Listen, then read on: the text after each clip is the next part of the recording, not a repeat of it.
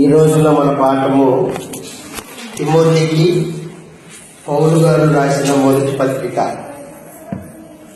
అపోస్తలుడైన పౌలు తిమోతికి రాసిన మొదటి పత్రికను మనము నేర్చుకోబోతూ ఉన్నాం. పౌలు అపోస్తలుడు, యేసు ప్రభు చేత పంపబడినవాడు.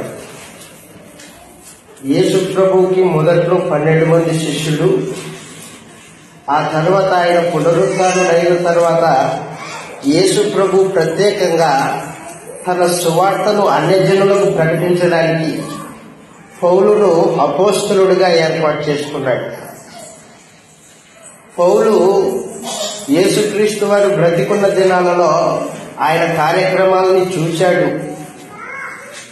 కానీ ఆయనను ఒక అబద్ధ ప్రవక్తగా అతని భావన,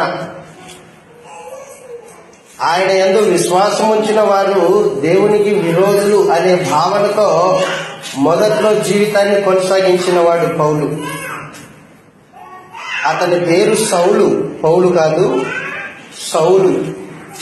తాను బెన్యామీను గోత్రంలో మొట్టమొదటి రాజు పేరు పెట్టుకున్నాడు అన్నమాట. సౌలు మొట్టమొదటి రాజు, ఇశ్రాయేల్ని పరిపాలన చేసిన మొట్టమొదటి రాజు సౌలు. ఆ పేరు కలిగిన వాడు. ఎందుకంటే ఈ సౌలు బెన్యామీను గోత్రంలో పుట్టాడన్నమాట. మనం మాట్లాడుతున్న పౌలు కూడా బెన్యామీను గోత్రానికి చెందినవాడే. ఈ పౌలు తాను వృద్ధాప్య సమయంలో తన పరిచర్యను ముగించబోయే సమయంలో క్రీస్తు శకము 63-64 ప్రాంతంలో మాసిదోనియాలో పరిచర్య చేస్తూ ఉన్నాడు. మాసిదోనియాలో పరిచర్య చేస్తూ ఉంటే ఎఫెసీలో సువార్తికుడు తిమోతి, ఎఫెసీలో సువార్తికుడు తిమోతికి ముందే చెప్పాడు, తిమోతి, ఎఫెసీలో అబద్ధ బోధకులు ఉన్నారు, ధర్మశాస్త్రాన్ని బోధించే వాళ్ళు ఉన్నారు, వంశావళుల్ని పట్టుకుని దేవుని యొక్క సంకల్పాన్ని ఎరుగని వారు ఉన్నారు, వారిని నీవు హెచ్చరించాలి. అలాగుననే ఎఫెసు సంఘంలో సంఘ పెద్దలుగా అర్హత కావాలని కోరుకునే వాళ్ళు ఉన్నారు. వారికి అర్హతలు ఉన్నాయో లేదో నువ్వు వారిని చూచి పెద్దలుగా నియమించాలి. సంఘంలో స్త్రీ పురుషులు ఎలాగుండాలో వారికి నేర్పించాలి. సంఘంలో సువార్థికుడిగా నీ పనేంటో నువ్వు తేటగా తెలుసుకోవాలి అనే ఉద్దేశంతో పౌలు ఈ పత్రిక రాశాడు. ఎఫెసీయులకు తిమోతికి రాసిన మొదటి పత్రిక 1వ అధ్యాయము 3వ వచనం చదువుతాం. మొదటిగా తిమోతి గారికి రాసిన మొదటి పత్రిక 1వ అధ్యాయము 3వ వచనంలో, నేను మాసిదోనియాకు వెళ్ళుచూ ఉండగా సత్యములకు భిన్నమైన బోధ చేయకూడదనియు కల్పన కథలను మితము లేని వంశావళులను విశ్వాస సంబంధమైన వాటితో దేవుని ఏర్పాటుతో కాక వివాదములతోనే సంబంధం కలిగి ఉన్నాయి కాబట్టి వాటిని లక్ష్య పెట్టకయు కొందరికి ఆజ్ఞాపించడానికి. అంటే ఎఫెసీ, ఈ తిమోతి ఎక్కడ పనిచేస్తున్నాడంటే ఎఫెసీ సంఘంలో సువార్తికుడు అన్నమాట. గత కాలంలో ఎఫెసీలో 3 సంవత్సరాలు సువార్త పరిచర్య చేశాడు అపోస్తలుడైన పౌలు. దానిలో ప్రత్యేకంగా సురన్ను అనే ఒక పాఠశాలలో బైబిల్ ట్రైనింగ్ ప్రోగ్రాం ఇచ్చాడు పౌలు. ఆ బైబిల్ ప్రోగ్రామ్ లో తర్ఫీదు పొందినవాడు తిమోతి. ఇప్పుడు ఈ యవనస్తుడు తిమోతి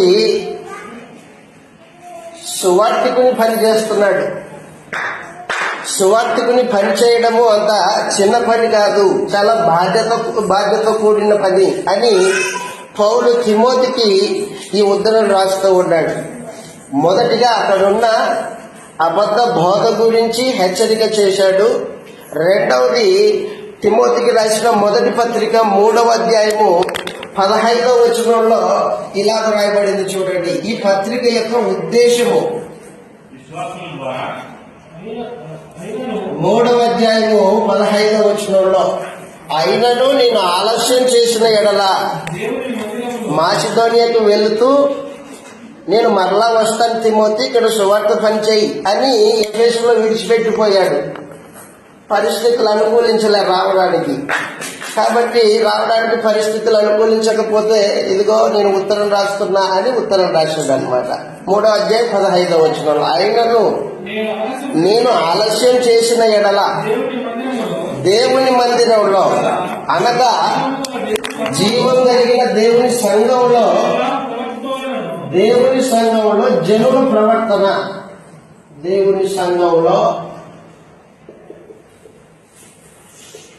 జనుల ప్రవర్తన, జనులు ఎలాగ ప్రవర్తించవలనో అది నీకు తెలియాలి. మొట్టమొదటిగా సువార్తికుడా, సంఘంలో జనులు ఎలా ప్రవర్తించాలో అది నీకు తెలియవలనని ఉద్దేశించి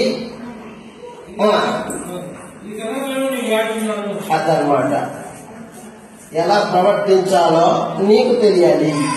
ఈ పత్రిక యొక్క ఉద్దేశం అన్నమాట. అది జీవం కలిగిన దేవుని సంఘము. సంఘము ఎవరిది? దేవునిది. దేవుని సంఘంలో అది దేవుని మందిరం. దేవుని మందిరంలో జనులు ఎలా ప్రవర్తించాలో నీకు తెలియాల. పురుషులైన వారు ఎలా ప్రవర్తించాలి, స్త్రీలు ఎలా ప్రవర్తించాలి, సంఘ పెద్దగా ఏర్పాటు చేయబడిన సంఘ పెద్దలు ఎలా ప్రవర్తించాలి, పరిచారకులు ఎలా ప్రవర్తించాలి, వృద్ధులు ఎలా ప్రవర్తించాలి, విధవరాండ్రు ఎలా ప్రవర్తించాలి. విధవరాండ్రుల్లో ముసలిగా ఉన్న విధవరాండ్రులు ఉన్నారు. ఆ తర్వాత యవ్వనస్తులైన విధవరాండ్రు ఉన్నారు. వాళ్ళు ఎలా ప్రవర్తించాలో నీకు తెలియాలి మొదటిగా అని అపోస్తలుడైన పౌలు ఉద్దేశించి ఈ పత్రిక రాస్తూ ఉన్నాడు. కాబట్టి నేడు మనము జీవం కలిగిన దేవుని సంఘమై ఉన్నాము. మనము ఎలా ప్రవర్తించాలో, ఎలా ప్రవర్తిస్తే దేవుడు మహిమ పొందుతాడో ఇప్పుడు మనము ఈ పత్రికను నేర్చుకోవటం వలన మనకు దేవుణ్ణి మహిమపరచడానికి అవకాశం ఉంటుంది. ఒకవేళ ఈ పత్రిక మనకు అర్థం కాకపోతే మనకిష్టం వచ్చినట్లు దేవుని మందిరంలో ప్రవర్తిస్తాము, దేవుని శాపానికి గురవుతాము. మనుషులైన వారు దేవుని మందిరానికి ఎందుకు వస్తారు? ఆశీర్వాదాలు పొందుకోవడానికి వస్తారు, మేలులు పొందుకోవడానికి వస్తారు. కానీ మనము ఆ మందిరంలో ప్రవర్తించవలసిన ప్రవర్తన సరిగా లేదనుకోండి, శాపానికి గురవుతాం. ఒక రోజున ఉజ్జియా అనే రాజు, ఇశ్రాయేలీల రాజు, యూదుల రాజు ప్రత్యేకంగా, ఈ ఉజ్జియా అనే రాజు దేవుని మందిరంలోనికి ప్రవేశించి తాను చేయకూడని పని చేశాడు అనమాట. ఏం చేశాడంటే దేవుని మందిరంలో ధూపం వేయడానికి నిలబడ్డాడు.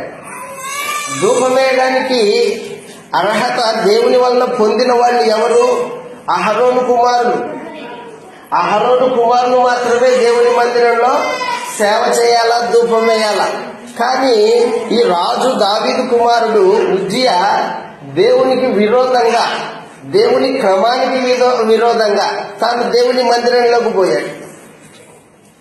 మందిరంలోకి పోయి యాజకులు చేయవలసిన పని తాను చేయడానికి పూనుకున్నాడు. మందిరంలో ఆ ధూప పీఠం మీద ధూపాన్ని తీసుకున్నాడు ధూపం వేయడానికి. అక్కడ ఉన్న యాజకులు చెప్పారు, రాజా ఇది నీకు తగింది కాదు, ఇది నీ పని కాదు. గాడిద పని గాడిద చేయాలా, ఎద్దు పని ఎద్దు చేయాలి రాజా. నీవు సింహాసనం మీద కూర్చొని పరిపాలన చేసే బాధ్యత నీది, కానీ మందిరంలో సేవ చేసే బాధ్యత మాది. నువ్వు మందిరంలోకి వచ్చావు, మందిరంలోకి వచ్చి ధూపం వేయడానికి వచ్చావు అని ఆ రోజున ఉజ్జియాని యాజకులు ఎదిరిస్తే వారి బెదిరింపులకు భయపడిపోకుండా ఉజ్జియా ఏం చేశాడంటే దేవుని మందిరంలో ధూపం వేయడానికి గర్వం పూనాడు. గర్వం పూస్తే పరమందున దేవుడు చూచి అతని నొసట కుష్టాన్ని తెప్పించాడు. నా మందిరంలో నాకిష్టం వచ్చినట్టు సేవ జరగాల. ఉజ్జియా తన ఇష్టాన్ని నెరవేర్చుకోవడానికి మందిరంలో సేవ చేయడానికి వచ్చాడు. గర్వించి దేవుడి మీద తిరుగుబాటు చేశాడు. కుష్ఠరోగం పాలయ్యాడు. చచ్చిపోయేంత వరకు కుష్ఠరోగం విడిచిపెట్టలేదు అతన్ని. దేవుని శాపంతోనే చచ్చిపోయాడు ఉజ్జియా. కాబట్టి ఆనాడు ధర్మశాస్త్ర కాలంలో దేవుని మందిరంలో ప్రవర్తించవలసిన విధానము వారికి తెలియకపోతే వారు శాపానికి గురైనట్టు, ఈ రోజున క్రీస్తు ప్రభు సంఘంలో దేవుని మందిరంలో మనము ఎలా ప్రవర్తించాలో మనకు తెలియకపోతే మనము శాపానికే గురవుతాం. అతనికి ఆ రోజు కుష్ఠరోగం వచ్చింది. ఈ రోజున మనకు వచ్చే గతి ఏంటంటే నిత్య జీవాన్ని పాడు చేసుకుంటాం. కాబట్టి ఈ పత్రిక మనకు చాలా అవసరమైనది. జీవం కలిగిన దేవుని సంఘంలో జనులు ఎలా ప్రవర్తించాలి అనేది చాలా నేర్చుకోవలసిన పాఠం ఇది. అందుకని నేను పోయిన వారము మీతో మాట్లాడాను. ఆ పత్రిక మీరు చదువుతున్నప్పుడు ఎవరు ఎలా ప్రవర్తించాలి అని కొన్ని మాటలు మీరు రాసుకొని రండి అని చెప్పాను. ఎంతమంది రాశారు? సహోదరుడు ఒకరు రాశారు. మిగతా వాళ్ళకి చదవచ్చు కానీ రాయలా. దయతో గుర్తుపెట్టుకోండి, దేవుని మందిరంలో మన ప్రవర్తన ఎల్లప్పుడూ జాగ్రత్తగా ఉండవలసిన అవసరం ఉంది. సువార్థికుని బాధ్యత ఎంతో, ఒక విశ్వాసిగా, ఒక స్త్రీగా, ఒక పురుషుడిగా నీ బాధ్యత అంతే ఉంది. ఈ పత్రిక మనం చదువుతూ ముందుకెళ్తూ ఉండగా దేవుడు ఎంత కనికరం కలిగిన వాడో, ఎంత క్రమమైన వాడో, ఆ క్రమాన్ని దాటిన వాడిని ఎంతగా శిక్షిస్తాడో అనేది మనం ఈ పత్రికలో నేర్చుకోబోతాం ఇప్పుడు. కాబట్టి మొట్టమొదటిగా మనం ఏం చూసామంటే పత్రిక యొక్క రచయిత ఎవరో చూసాం. పత్రిక యొక్క రచయిత ఎవరు? పౌలు గారు. ఎవరికి రాశారు? తిమోతికి రాశారు. మొట్టమొదటిగా మనం చూసుకున్నది ఏంటంటే రచయిత పౌలు. ఇతని పేరు సౌలు. హెబ్రీలో సౌలు అంటారు, గ్రీక్ లో పౌలు అంటారు. అంతేగాని ఈయన బాప్తిసం తీసుకున్నందుకు పేరు మార్చబడలే. రెండవది, ఈ పత్రిక పొందిన వ్యక్తి తిమోతి. ఈ పత్రిక కాలము క్రీస్తు శకము 63 నుంచి 65 ఈ మధ్య కాలంలో రాయబడింది. ఈ పత్రిక రాసే సమయంలో పౌలు ఎక్కడున్నాడంటే మాసిదోనియాలో ఉన్నాడు. ఈ పత్రిక రాసే సమయంలో పౌలు మాసిదోనియా అంటే ఫిలిప్పి ప్రాంతం. మనం ఫిలిప్పి పత్రిక చదువుతామే. ఫిలిప్పి ప్రాంతంలో పౌలు సువార్త పరిచర్య చేస్తూ ఉన్నాడు. తిమోతి ఎక్కడున్నాడు? తిమోతి ఎఫెసులో ఉన్నాడు. ఎఫెసులో నిలిచి ఉండవాలని, కొందరిని హెచ్చరించాలని చెప్పానన్నాడు కదా, ఆ మాట అన్నమాట. చదువుదాం ఒకసారి మరొక మాట. తిమోతి గారికి రాసిన మొదటి పత్రిక 1వ అధ్యాయము 3వ వచనం మరొకసారి. నేను మాసిదోనియాకు వెళుతూ ఉండగా సత్యమునకు భిన్నమైన బోధ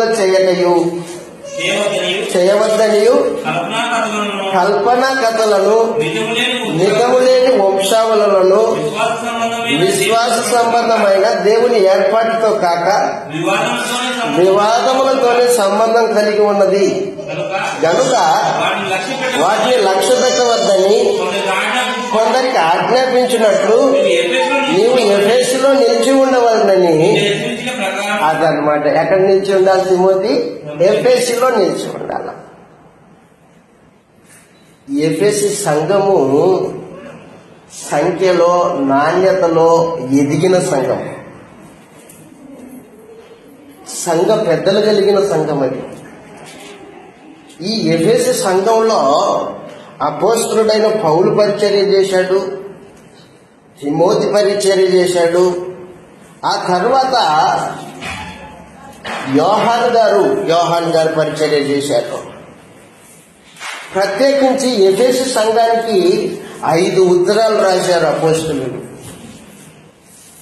ఎఫెసు సంఘానికి ఎన్ని ఉత్తరాలు ఉన్నాయి? 5 ఉత్తరాలు ఉన్నాయి. మొదటి ఉత్తరము ఎఫెసీయులకు రాసిన పత్రిక, అపోస్తలుడైన పౌలు. రెండవ ఉత్తరము తిమోతి గారికి రాసిన మొదటి పత్రిక. ఇది ఎఫెసులో ఉన్న సంఘానికి అన్నమాట. రెండవది తిమోతి గారికి రాసిన రెండవ పత్రిక ఉంది కదా, అప్పటికి తిమోతి అక్కడే పనిచేస్తున్నాడు. రెండవ పత్రిక రాసే సమయానికి కూడా 3 పత్రికలు అయ్యాయి. 4 ఎఫెసీయులకు పత్రిక రాయబడినప్పుడు ప్రకటన గ్రంథము 2వ అధ్యాయం, ప్రకటన గ్రంథము 2వ అధ్యాయము మొదటి వచనం చదువుతాం. ఎఫెసులో ఉన్న సంఘపు దూతకి ఇలాగ రాయము. చాలు. కాబట్టి ఎఫెసీయులకు 4వ ఉత్తరం వెళ్ళింది. 5వది యోహాను గారు రాసిన మొదటి పత్రిక ఉందే, ఈ పత్రిక ఎఫెసీయులకు రాసిన పత్రిక అన్నమాట. ఎఫెసులో సంఘం ఎంత అభివృద్ధి పొందిందో దానితో పాటు ఆ సంఘంలో అపవాది కార్యక్రమాలు కూడా జరుగుతూ ఉన్నాయి. దేవుని సత్యానికి భిన్నమైన బోధ అపవాది ఏర్పాటు చేసి పెట్టింది ఎఫెసులోనే. ఎక్కడైతే సంఘము, దేవుని రాజ్యము విస్తరిస్తూ ఉందో అక్కడ అడ్డుబండగా అపవాది అబద్ధ బోధను దింపుతాడు. అబద్ధ బోధ చేత సంఘాన్ని పాడు చేయాలి, చీలికలు తెప్పించాలి. సంఘం పాడైపోతే అపవాదికి సంతోషం. ఎలా పాడు చేస్తాడు వాడు? ఎలా పాడు చేస్తాడంటే, మొట్టమొదటిగా సత్యానికి భిన్నమైన బోధ. సత్యము అపోస్తలుల బోధ సత్యం. అపోస్తలుల బోధ కానిది ఏదైనా అది భిన్నంగా కనిపిస్తే అది అబద్ధపు బోధ కింద లెక్క. అబద్ధపు బోధ భిన్నము కొంచెమే ఉంటుంది అన్నమాట. అన్ని పాలలాగే కనిపిస్తాయి, తెల్లవన్నీ పాలలాగే కనిపిస్తాయి, కానీ రుచి చూస్తే తెలుస్తుంది అన్నమాట. అది పాల, ఫినాయిల్ అనేది, అది పాల ఇంకొకటి అనేది రుచి చూస్తే ఎలా తెలుస్తుందో ఆ రీతిగా అపోస్తలుల బోధకి భిన్నమైన బోధకి కొంచెమే తేడా ఉంటుంది. ఆ బోధ విషయంలో జాగ్రత్త పడకపోతే సంఘము పాడైపోతుంది. ఈ ఎఫెసు సంఘము ప్రత్యేకంగా సత్యమును ఎరిగిన సంఘము, అపోస్తలుల బోధన ఎరిగిన సంఘము. ప్రత్యేకంగా చెప్పాను కాదు, అపోస్తలుడైన పౌలు పరిచర్య చేశాడు, అపోస్తలుడైన యోహాను గారు పరిచర్య చేశారు, తిమోతి పరిచర్య చేశాడు. ఒకసారి ఆసియాలో పేతురు పరిచర్య చేశాడు. కాబట్టి అలాంటి గొప్ప సంఘము. కానీ అక్కడ అబద్ధ బోధను ప్రోత్సహించి అబద్ధ బోధలోనికి మనుషులను తిప్పే ఇద్దరు మనుషులు ఉన్నారు. ఒకడు హుమెనైను, మరొకడు అలెగ్జాంద్రు. తిమోతి గారికి రాసిన మొదటి పత్రిక 1వ అధ్యాయము 18వ వచనం చదువుతాం. తిమోతి గారికి రాసిన మొదటి పత్రిక 1వ అధ్యాయము 18వ వచనం. సత్యానికి భిన్నమైన బోధ చేసేవాళ్ళు ఉన్నారు అక్కడ. నా కుమారుడైన తిమోతి, నీవు విశ్వాసమును మంచి మనస్సాక్షిని కలిగిన వాడవై నిన్ను గురించి ముందుగా చెప్పబడిన ప్రవచనముల చొప్పున మంచి పోరాటము వాటిని బట్టి ఈ ఆజ్ఞని అప్పగించుచున్నాను. అట్టి మనస్సాక్షిని కొందరు త్రోసివేసి విశ్వాస విషయమై ఓడ బద్దలైపోయిన వారి వలె చెడి ఉన్నారు. వారిలో ఆ పేరు అండర్లైన్ చేసుకోండి. విశ్వాస విషయంలో ఓడ బద్దలైపోయిన వాళ్ళు అన్నమాట, చెడిపోయిన వాళ్ళు. సంఘంలో భిన్నమైన సువార్త ప్రకటించి చెడిపోయే పరిస్థితుల్లో దిగజారిపోయిన వాళ్ళు 2 మనుషులు ఉన్నారు. హుమనయుడు, అలెగ్జాండరుడు ఉన్నారు. వీరు దూషింపబడకుండా శిక్షింపబడుటకై వీరిని సాతానుకు అప్పగించి తిని అన్నట్టుడండి. జాగ్రత్త తిమోతి, జాగ్రత్త. ఎందుకంటే తిమోతి సువార్త పరిచర్య కొరకు తను తాను సమర్పించుకున్నవాడు. తిమోతి యొక్క చరిత్రను మనం ఆలోచన చేస్తే ఒక 10 నిమిషాలు. తిమోతి గారు ఒక యూదురాలి కుమారుడు. అతని తండ్రి గ్రీసు దేశస్థుడు. యూదురాలు గ్రీసు దేశస్థుడిని వివాహం చేసుకుంది. యూదురాలు యూదుడినే పెళ్లి చేసుకోవాలి. కానీ అవేం చేసిందంటే గ్రీసు దేశస్థుడిని పెళ్లి చేసుకుంది. వారి దాంపత్యంలో పుట్టిన వాడి తిమోతి, ఒక్కటే కొడుకు. తిమోతి యొక్క తల్లి విశ్వాసి. ఎంత విశ్వాసి అంటే తిమోతి యొక్క అమ్మమ్మ లోయి యొక్క విశ్వాసము తిమోతి అమ్మలోకి వచ్చింది. తిమోతి అమ్మలో ఉన్న విశ్వాసము తిమోతికి వచ్చింది. బాల్యము నుండి లేఖనాలను ఎరిగిన వాడు తిమోతి.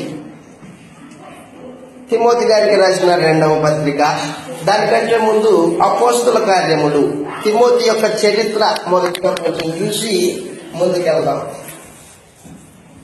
అపోస్తుల కార్యములు 16వ అధ్యాయం మొదటి 2 వచనాలు చదువుతాం. ఇలాగ రాయబడింది. అమ్మా, దేవుని వాక్యాన్ని జాగ్రత్తగా వినాల.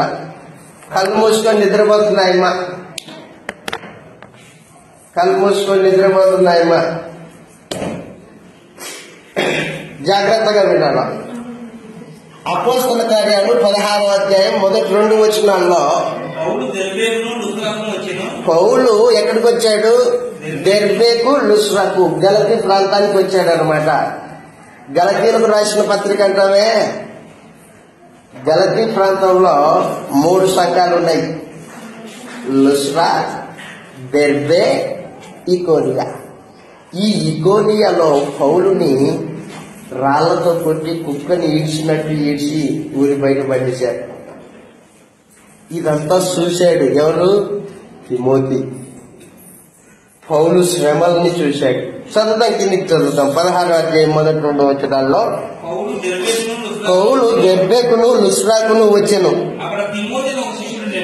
అక్కడ తిమోతి అని ఒక శిష్యుడు ఉండెను. విశ్వసించిన ఒక యూదురాలి కుమారుడు. అతని తండ్రి గ్రీసు దేశస్థుడు.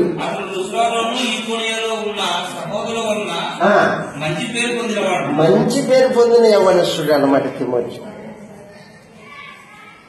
లుస్రాలోను ఇకోనియాలోను సహోదరుల మధ్యలో మంచి పేరు కలిగిన వాడు. ఒక్కడే కొడుకు. ఈమెమో విశ్వాసి యూదురాలు. ఈమెం చేసిందంటే తన కొడుకుని ఒక్కడే కదా పౌలుతో పాటు పంపించడానికి ఇష్టపడింది. సువార్త పరిచర్య చేయడము నా కొడుకుకి ఎంతో గొప్ప భాగ్యము. అతని మంచితనాన్ని చూసిన పౌలు కూడా ఏమన్నాడంటే, తిమోతి నా వెంట వస్తావా? ఒక అపోస్తలుడు ఒక యవనస్తుడిని సువార్త పరిచర్య కొరకు పిలిచినప్పుడు ఆ యవనస్తుడు భౌతికమైన వాటిని దేన్నే కానీ ఆశించిన వాడు కాదు. అంతటి యవనస్తుల్లాగా తనకు ఒకటి ఉండాలి అనే భావన కలిగిన వాడు కాదు. యూదురాలి కుమారుడు, విశ్వాసి, వాళ్ళ తల్లి విశ్వాసి. ఏమ్మా నీ బిడ్డని సువార్త పని కొరకు పంపిస్తావా అంటే ఆమెనింది, పంపిస్తానండి అని పౌలు వెంట తిమోతిని పంపించింది ఆమె. చదువుదాం, కిందికి చదువుదాం. 16వ అధ్యాయం 3వ వచనం. అతడు తనతో కూడా బయలుదేరి రావాలని పౌలు కోరి, అదిగో పౌలు కోరుకున్నాడు, తిమోతి నువ్వు నాతో పాటు సువార్త పరిచర్యకి రా అని పౌలు తిమోతిని కోరుకున్నాడు. అతని తండ్రి గ్రీసు దేశస్థుడు, అన్యజనుడని తెలుసుకొని ఆ ప్రదేశంలో అందరికీ తెలుసు కాబట్టి వారిని బట్టి సున్నతి చేయించాడు అనమాట. యూదుడైన ప్రతివాడు సున్నతి చేయించుకోవాలా. కానీ ఇతడు యూదుడా? Timothy Greece దేశస్థుడు. యూదుడు అవ్వాలంటే సున్నతి జరగాల. వాస్తవానికి క్రీస్తు ప్రభువునందు విశ్వాసం ఉంచిన తర్వాత శరీర సంబంధమైన సున్నతిగా దానివల్ల ఏం ప్రయోజనం లేదు. మరి ఎందుకు పౌలు తిమోతికి సున్నతి చేయించాడు అంటే, రేపొద్దున ఏ ఇబ్బంది తిమోతికి కలగకూడదు అని. ఎవరైనా ప్రశ్నించిన, సువార్త ప్రకటిస్తున్నప్పుడు నువ్వు యూదుడు అని ఎవరైనా ప్రకటిస్తే, అడిగి ప్రశ్నిస్తే దానికి సమాధానం చెప్పగలిగిన స్థితిలో ఉండాలి తిమోతి. ఆ ఉద్దేశంతో తను ఏం చేశాడంటే తిమోతికి సున్నతి చేయించాడు. చదువుదాం ముందుకి. తిమోతి గారు రాసిన రెండవ పత్రిక. నేను చెబుతున్న సందేశము లేఖనానుసారమైందా కాదా అనేది మనం పరిశీలన చేసి వినాలా. దయచేసి దేవుని గ్రంథాన్ని అశ్రద్ధ చేయకండి. వినే మనసు లేకపోతే వెళ్ళిపోండి, ఇబ్బంది ఏం లేదు. నేర్చుకునే వాళ్ళు నేర్చుకుంటారు, ఒకరో ఇద్దరు. తిమోతి గారికి రాసిన రెండవ పత్రిక 3వ అధ్యాయము 14వ వచనం మనం చదివితే, బాల్యము నుండి ఈ తిమోతి దేవుని లేఖనాలను ఎరిగిన వాడు. తిమోతి గారికి రాసిన రెండవ పత్రిక 3వ అధ్యాయము 14వ వచనం.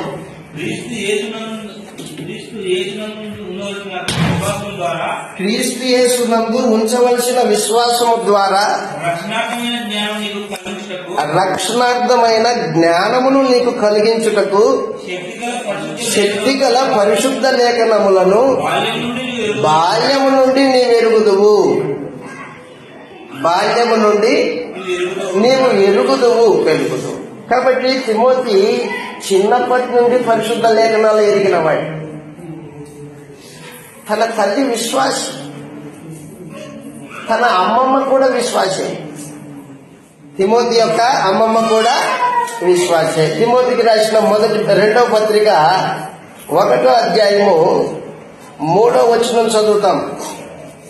తిమోతికి రాసిన రెండవ పత్రిక 1వ అధ్యాయము 3వ వచనం. నా ప్రార్థన యందు ఎడతెగక నిన్ను జ్ఞాపకం చేసుకుంటూ నీ కన్నీళ్లను తలుచుకుని నాకు సంపూర్ణ ఆనందము కలుగుటకై నీ ముఖాన్ని చూడాలనుకుంటున్నా తిమోతి. రేయింబగుళ్ళు అపేక్షించు నీ యందున్న నిష్కపటమైన విశ్వాసం. ఈ యవనస్తుడు కపటం లేని విశ్వాసాన్ని హృదయంలో కలిగి ఉంటాడు దేవుని మీద.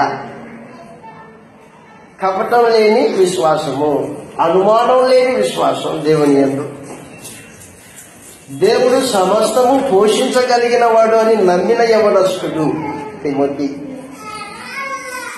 సమస్తాన్ని దేవుని మీద ఆధారపడి జీవితాన్ని కొనసాగించడానికి వచ్చిన వాడు తిమోతి.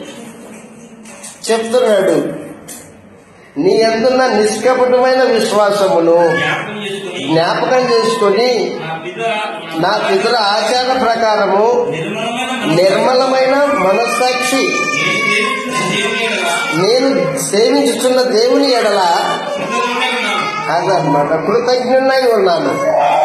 ఆ విశ్వాసము అదనమాట విశ్వాసము తరతరాలకి ట్రాన్స్ఫర్మెంట్ జరిగింది. ట్రాన్స్ఫర్మ్ అయింది. మొదట ఈ విశ్వాసము నీ అవ్వ అయినా అదనమాట నీ అవ్వ లోయి. తిమోతి యొక్క అవ్వ పేరు లోయి. ఈమె కపటం లేని విశ్వాసం కలిగి ఉంది. కపటం లేని విశ్వాసం. ఈమె తన బిడ్డను యూనికే, బిడ్డ పేరు యూనికేని విశ్వాసురాలుగా పెంచింది.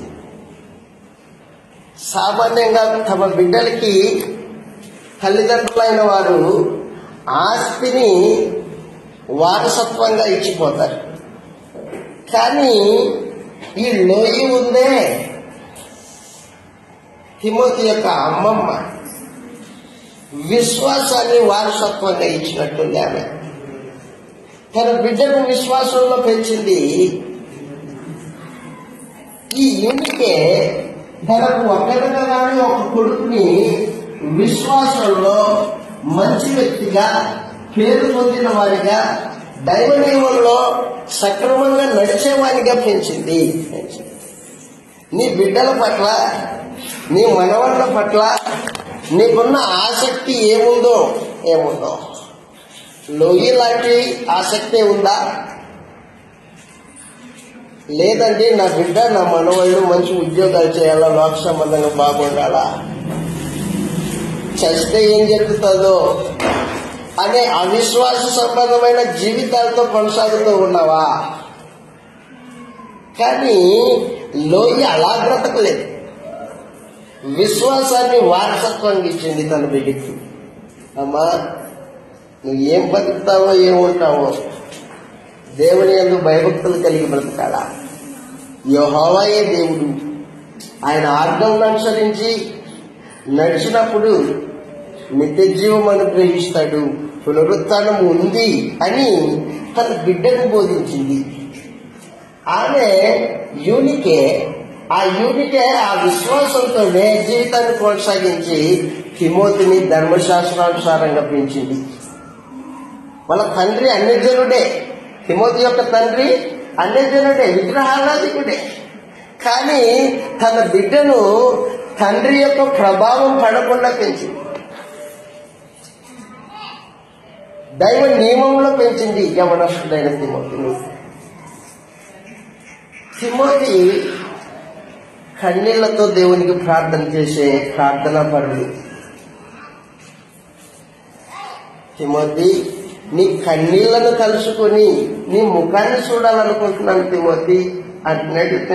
2వ పత్రిక 1వ అధ్యాయం 3వ వచనం మరొకసారి చూడండి. తిమోతి యొక్క భక్తి జీవితం ఎలాగుంది అంటే, తిమోతి యొక్క భక్తి జీవితం ఎలాగుందంటే అతని ప్రార్థన జీవితము కన్నీళ్ల ప్రార్థన. నా ప్రార్థనల యందు ఎడతెగక నేను జ్ఞాపకం చేసుకుంటూ నీ కన్నీళ్ళని తలుచుకుని. తిమోతికి ఏం కన్నీళ్ళమ్మా? యవనస్తుడికి ఏం కన్నీళ్ళు ఉంటాయి?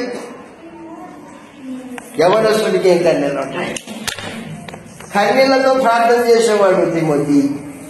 అటు ప్రార్థన జీవిత అనుభవము తను ఎలా అలవర్చుకున్నాడు? తన తల్లి, తన అవ్వ అయిన లోయి కుటుంబము దైవ నియమంలో నడుస్తూ ఉన్నప్పుడు బిడ్డలు ఆ వాతావరణంలో ఎదిగితే దేవుని కుటుంబముగా కట్టబడుతున్నది. ఈ రోజున మన కుటుంబాలు లోయి కుటుంబంలాగా ఉంటున్నాయా? మన మాటలు, మన ప్రవర్తన మన కుటుంబంలో మన బిడ్డలకు మాదిరిని కనపరుస్తున్నాయా? ఎటువంటి మాదిరిని కనపరుస్తున్నాయి? భక్తికి సంబంధించిన మాదిరిని కనపరుస్తున్నాయా, లేకపోతే భౌతిక సంబంధమైన వాటిని విషయంలో మాదిరిని కనపరుస్తున్నాయా? రైట్, ప్లేట్లో అన్నం దీంట్లో తిను, ఏ భక్తినికి వేయద్దు, అన్నం గలి చేసుకోవద్దు. ఇది చెబుతానే కానీ రే భక్తి నేర్చుకోరా, ప్రార్థన చేయడాయన మోకరిళ్ళు ఇలాగే చేసుకోవాలి, గుర్తుపెట్టుకో, నన్ను చూడు అని తల్లిదండ్రులుగా మన భక్తి జీవితాలని మన పిల్లలకు మాదిరికరంగా విడిచిపెట్టి వెళ్తున్నామా? తిమోతి పెరిగిన వాతావరణం అలాంటి. ఫిలిప్పీలకు రాసిన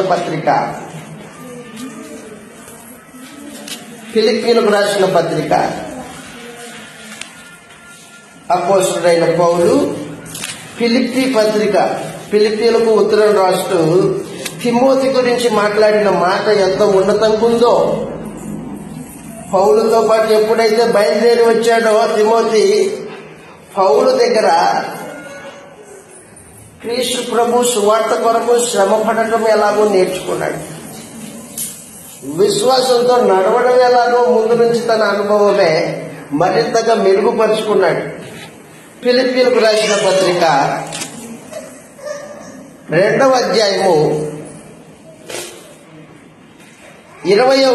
19వ వచనం చదువుతాం. ఫిలిప్పీలకు రాసిన పత్రిక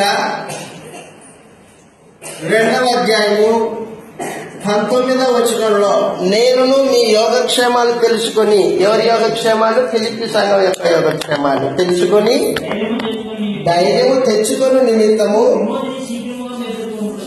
తిమోతిని శీఘ్రముగా మీ యొద్దకు పంపుటకు ప్రభు అయిన యేసుక్రీస్తునందు నిరీక్షించుచున్నాను. మీ క్షేమ విషయమై నిజముగా చింతించువాడు ఇతని వంటి వాడు ఎవడు నా యొద్ద లేడు. సంఘముల కూర్చిన చింత ఆ యవనస్తుడికి ఉంది. ఫిలిప్పీ సంఘమా, మీ గూర్చి తిమోతి పడుతున్న చింత మీరు అర్థం చేసుకున్నారో లేదో.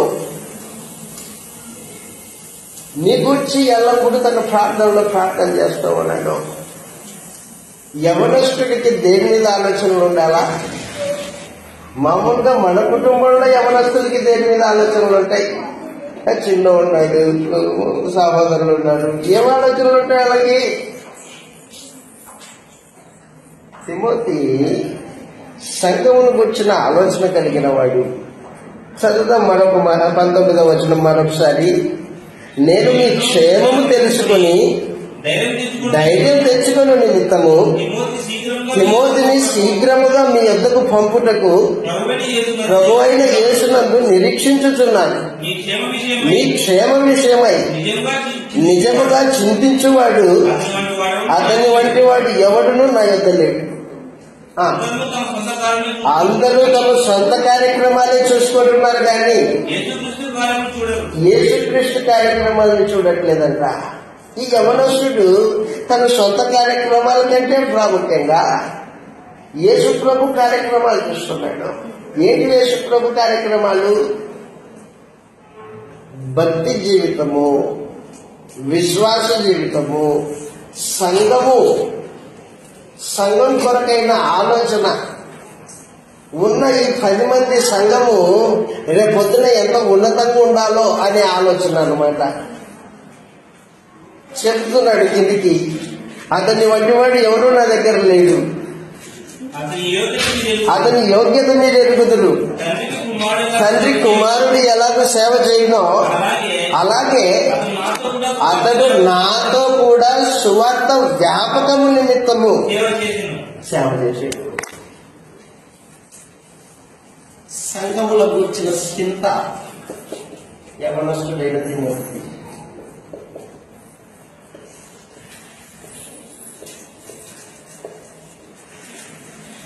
సువార్త వ్యాపకము నిమిత్తము, సువార్త వ్యాపించాలి. సువార్త వ్యాపించితే మనుషులు రక్షింపబడతారు. మనుషులు రక్షింపబడితే దేవుడు సంతోషపడతాడు. మనుషులందరూ రక్షణ పొందవాలని దేవుని అభిష్టం. కాబట్టి దేవుణ్ణి సంతోషపరచడానికి అపోస్తుడైన పౌలుతో పాటు సువార్త వ్యాపించేటట్లు సేవ చేశాడనమాట. వాస్తవానికి పౌలు పెళ్లి చేసుకోలేదు, పౌలుకి పిల్లలు లేరు. కానీ ఒక తండ్రికి ఒక బిడ్డ ఎలాగ సేవ చేస్తాడో తిమోతి పౌలుకు సేవ చేశాడంట. సువార్త పరిచర్య చేస్తున్న వారికి సహకరించడము సేవలో భాగం. అది సేవలో భాగం. తిమోతి యొక్క జీవితాన్ని మనం ఒకసారి చూస్తూ ఉంటే మన జీవితాలు అతని జీవితం ఎదుట తేటతెల్లమైపోతున్నాయి. ఏమాత్రం పనికిరాని జీవితాలకు మనం మిగిలిపోయాం. వాస్తవానికి సువార్త వ్యాపకము నిమిత్తము నాతో పాటు శ్రమపడిన వాడు, సేవ చేసిన వాడు తిమోతి. ఈ తిమోతి యొక్క యోగ్యతను చూచి ఆశ్చర్యపోయాడు పౌలు.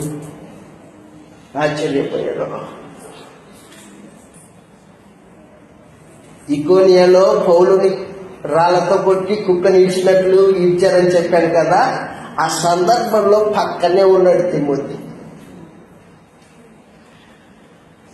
సువార్తికుణ్ణి రాళ్లతో కొట్టి చచ్చిపోయాడని కుక్కని ఇచ్చినట్లు ఊరి బయటికి ఇడిస్తే పక్కనున్న తిమోతి పారిపోలేదా?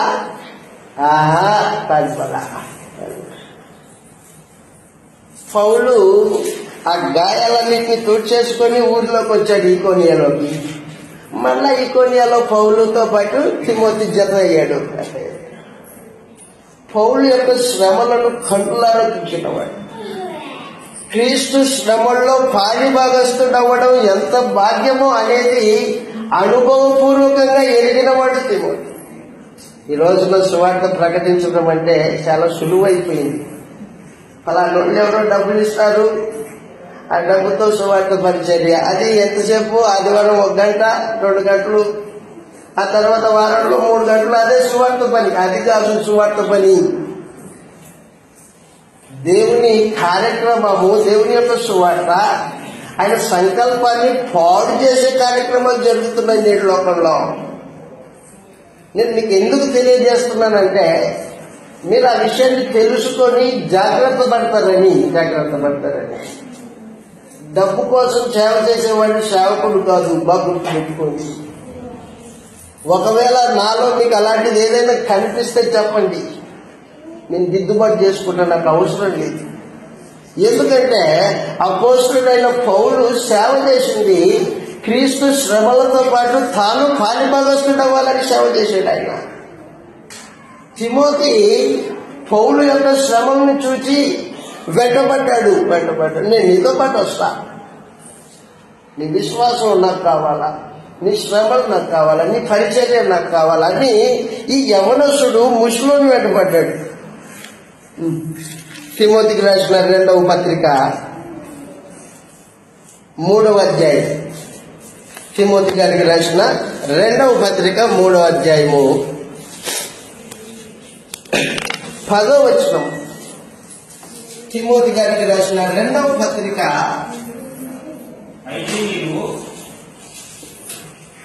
3వ అధ్యాయము 10వ వచనం. అయితే నీవు తిమోతి ఏదైతే చూశాడు? నా బోధను చూశావు నువ్వు. నా బోధ సత్యమైందా అబద్ధమైందా అని పరిశీలన చేశావు కదా. నా ప్రవర్తనను చూచావు, నేను ఎలా నడుచుకుంటున్నానో చూచావు. నా ఉద్దేశం, నేను సువార్త పరిచర్య ఏ ఉద్దేశంతో చేస్తున్నానో ఆ ఉద్దేశాన్ని చూచావు నువ్వు. నా విశ్వాసాన్ని చూచావు. నా విశ్వాసమును, నా దీర్ఘశాంతమును, నా ప్రేమను, నా ఓర్పును, అంత్యోకయ, ఈకోనియ, లుస్ట్రా అను పట్టణాలలో నాకు కలిగినట్టి హింసలను, ఉపద్రవాలని తెలుసుకుని వాడవై నన్ను వెంబడించింది. అట్టి హింసలను సహించితిని కానీ వాటన్నిటిలో నుండి ప్రభు నన్ను తప్పించాడు.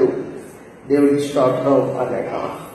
కాబట్టి తిమోతి పౌలు వెంట తిరుగుతూ ఉన్నప్పుడు ఆ పరిచర్యలో పౌలు దగ్గర ఏం నేర్చుకున్నాడు, ఏం చూసి వెంటబడ్డాడు? ఇది అదే అనమాట. నా బోధను చూసాం. అపోస్తుడైన పౌలు బోధ కల్పన కథలతో కూడిన బోధ కాదది, లేఖనానుసారమైన బోధ. అపోస్తుడైన పౌలు యొక్క ప్రవర్తన, తను ఏది మాట్లాడతాడో తన జీవిత అనుభవం, అది తన జీవిత అనుభవం. బ్రేక్ ఇస్తాను, మీరేం ఇబ్బంది పడకండి, మరలా వచ్చి కూర్చుందాం. అయితే గుర్తుపెట్టుకోండి ఒక మాట, నా బోధ, నా ప్రవర్తన, నా ఉద్దేశము, నా విశ్వాసము, నా ఓర్పు, నా దీర్ఘశాంతమును, నా ప్రేమను చూచి నీవు నన్ను వెంబడించావు తిమోతి అన్నాడు. నేటి వాటికుని బోధ విషయంలోను, ప్రవర్తన విషయంలోను, ఉద్దేశం విషయంలోను, విశ్వాసం విషయంలోను వెంబడించే విశ్వాసులు ఎక్కడున్నారు? విశ్వాసులు ఎక్కడున్నారు? సంఘంలో జనాలు ఉంటారు, కానీ సువార్తికుని వెంబడించే జనాలు ఉంటారు. ఆ సువార్తికుడు అపోస్తలుల బోధనానుసారంగా ప్రవర్తిస్తూ ఉన్నప్పుడు, అలాంటి ఉద్దేశం కలిగి ఉన్నప్పుడు విశ్వాసులు ఏం చేయాలంటే సువార్తికుడిని వెంబడించాలా. పౌలు ఏమన్నాడంటే, నేను క్రీస్తును పోలి నడుచుకున్నట్టు మీరు నన్ను పోలి నడుచుకోండి అని చెప్పాడు. నా నడక క్రీస్తును పోలి ఉంది. ఆయన అడుగు జాడలు ఎక్కడున్నాయి? నా అడుగు జాడలు అక్కడి వేస్తూ ఉన్నా. నా అడుగు జాడల్లో మీరు అడుగులు వేసుకుంటూ రండి అని పౌలు కొరింథీయులకు రాసిన మొదటి పత్రిక 11వ అధ్యాయము 1వ వచనంలో కొరింథీయుల్ని ప్రాధేయపడుతున్నాడు. చదవండి ఆ మాట. కొరింథీయులకు రాసిన మొదటి పత్రిక 11వ అధ్యాయము 1వ వచనంలో, కొరింథీయులకు రాసిన మొదటి పత్రిక 11వ అధ్యాయం 1వ వచనం. అదనమాట, నేను క్రీస్తును పోలి నడుచుకుంటున్నాను. క్రీస్తు ఎలా నడుచుకున్నాడు? పేతురు గారు రాసిన మొదటి పత్రిక, క్రీస్తు నడక ఈ లోకంలో ఉన్నప్పుడు క్రీస్తు ఎలా నడిచాడో పౌలు అలా నడుస్తున్నాడంట. పేతురు గారు రాసిన మొదటి పత్రిక 2వ అధ్యాయము 21వ వచనంలో ఇలాగ రాయబడింది, క్రీస్తు కూడా సంఘం కొరకు బాధపడి మీరు తన అడుగు జాడల యందు నడుచుకొనున్నట్లు మీకు మాదిరి ఉంచిపోయాను. అదనమాట యేసు ప్రభు యొక్క నడక, అతని ప్రవర్తన, ఆయన జీవితము పాపం లేని జీవితం. మనము పాపం చేసిన జీవితం మనది. అయితే క్రీస్తు వద్దకు వచ్చిన తర్వాత కడగబడ్డాడు కాదు, కనికరం పొందాం కాదు. కనికరం పొందిన తర్వాత మరలా పాపం చేస్తూ బతకడము ఎంతవరకు న్యాయం? అది నాయన నీ అడుగు తప్పుబడింది, తీసేయి అని దాన్ని తుడిపేశాడు. తన అడుగు పెట్టాడు. ఇప్పుడు పెట్టు దీంట్లో అన్నాడు. సరే దాంట్లో పెట్టాను, బాగుంది. ఆయన అడుగు పెట్టి చూపించి అదే అడుగులో అడుగు వేయమని చెప్పినప్పుడు మరలా తప్పుడు అడుగు వేసామంటే అప్పుడు ఆయన మాటను గౌరవించినట్లా అగౌరవపరిచినట్లా?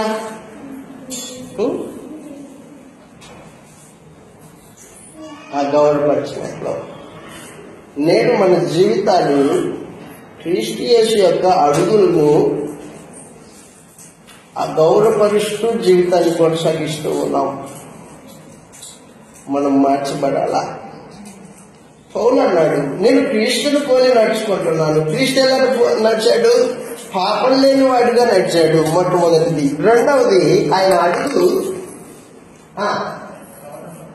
ఆయన పాపం చేయలేదు, నోట కపటం లేని వాడు, నోట ఏం లేదు, కపటం లేదు, కపటం లేదు. ఏదుందో లోపల అది మాట్లాడే రకం ప్రభునేష్.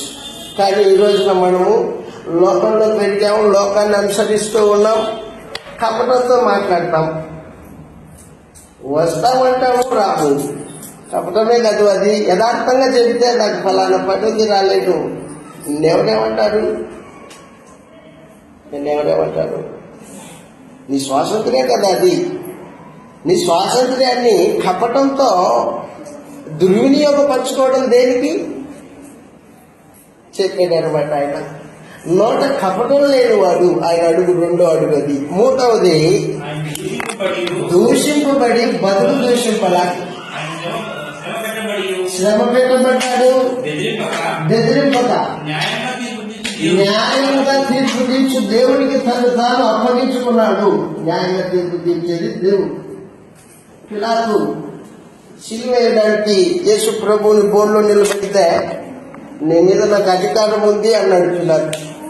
పై నుంచి నీకు తండ్రి అధికారం ఇస్తే నా మీద ఉంటుంది, లేకపోతే ఉండదు అని చెప్పాడు ప్రభు అనేసి. నిర్దోషి, నిష్కల్మషుడు, పాపుల్లో చేరక ప్రత్యేకంగా ఉన్నవాడు సిలువై పడుతున్నాడు. ఆ కన్నీళ్ళ చూశాడు తండ్రి, కన్నీళ్ళు చూశాడు. సిలువేసుకున్న వారు, అవమానపరుచుకున్న వారు, హేళనగా మాట్లాడుకున్న వారు సిలువ ముంగికే ఉన్నారు. తండ్రి వీరేం చేయించున్నారో వీరేరుగారు కనుక వీరిని క్షమించు. న్యాయముగా తీర్పు తీర్చు దేవునికి తను తాను అప్పగించుకోవడం అంటే వాళ్ళు శ్రమ పెట్టారు, నేను శ్రమ పెట్టారు, నన్ను దూషించారు, నేను దూషించారు, అది కాదు క్రైస్తవ జీవితం. క్రీస్తు నడక అది కాదు.